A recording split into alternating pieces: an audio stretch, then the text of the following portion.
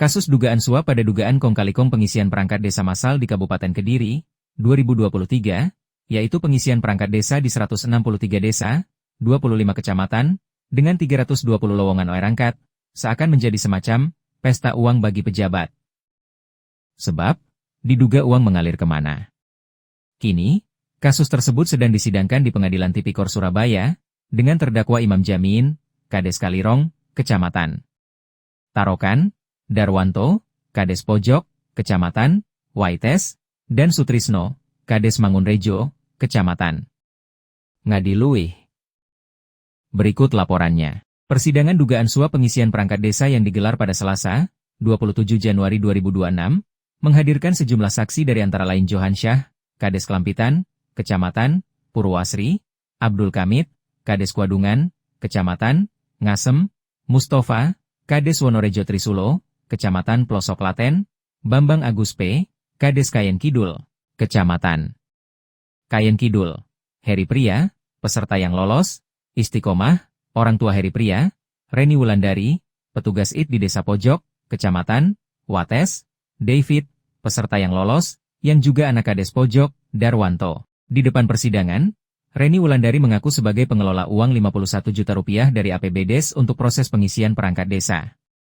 Anggaran itu, antara lain untuk membayar pihak ketiga, Unisma Red, 4 juta rupiah setiap formasi. Karena di Desa Pojok ada 2 formasi, maka anggaran untuk pihak ketiga adalah 8 juta rupiah, untuk rapat-rapat, dan lain-lain. Untuk Musdes, Musyawarah Desa Red, pengumuman, MOU ke Unisma, dan sebagainya, kata Reni. Untuk pendaftar dari 2 lowongan itu, hanya ada 4 orang peserta. Sehingga masing-masing lowongan ada 2 peserta atau pesaing. Heri yang mendaftar sebagai kepala dusun, Kasun, Selodono, bersaing dengan adiknya sendiri. Sedangkan David yang mendaftar sebagai Kasun Pojok, juga bersaing dengan saudaranya sendiri. Karena tidak ada pendaftar lain, tandas Reni.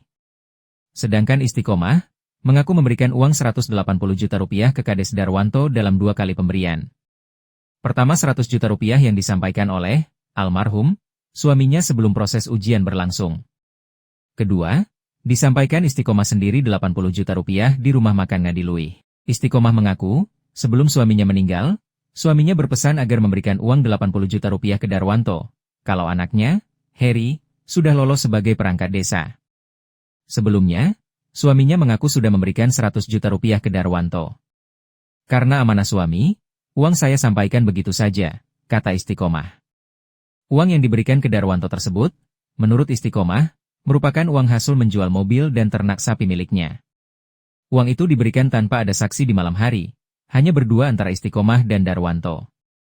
Saya tidak ngapa-ngapain Pak, sumpah, jawab Istiqomah, saat ditanya hakim, apa saja yang dilakukan saat bertemu Darwanto.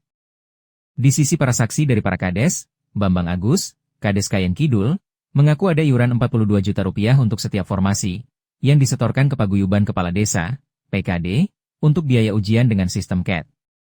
Saat menyetorkan uang 42 juta rupiah, para Kades juga menyertakan fotokopi KTP peserta yang menjadi jago untuk lolos pada ujian perangkat desa itu. Selain itu, Bambang juga mengaku menerima uang 50 juta rupiah dari Saga, peserta ujian yang lolos. Uang itu diberikan setelah pelantikan. Meski demikian, Bambang juga mengaku bahwa dia sempat menyampaikan ada biaya 150 juta rupiah untuk biaya pengisian perangkat desa itu. Serupa dengan Bambang, Kades Wonorejo Trisulo, Mustafa, mengakui biaya 42 juta rupiah untuk CAT tersebut. Kesepakan uang itu, disampaikan saat pertemuan di salah satu rumah makan.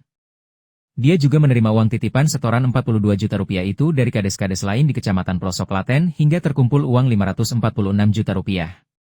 Uang itu kemudian diserahkan ke Sutrisno, bendahara PKD, yang juga Kades Mangunrejo. Bukan itu saja. Selain iuran 42 juta rupiah, ada iuran 30 juta rupiah, yang dialokasikan untuk Forkopim Kecamatan, mulai Kecamatan, Polsek, Koramil, hingga media, kepala seksi, dan sebagainya. Pembagiannya berbeda-beda, ada yang 40 juta rupiah, 25 juta rupiah, 10 juta rupiah, media 17 juta rupiah, dan sebagainya. Saat ditanya oleh majelis hakim, siapa yang menentukan uang dibagi-bagi berapa? Camat yang menentukan, kata Mustafa. Saat diminta menyebutkan siapa saja namanya, Dia menyebut antara lain, subur. Bukan itu saja, Polsek juga meminta agar dipaving. Mendengar keterangan itu, Majelis Hakim meminta ke JPU agar informasi itu ditindaklanjuti.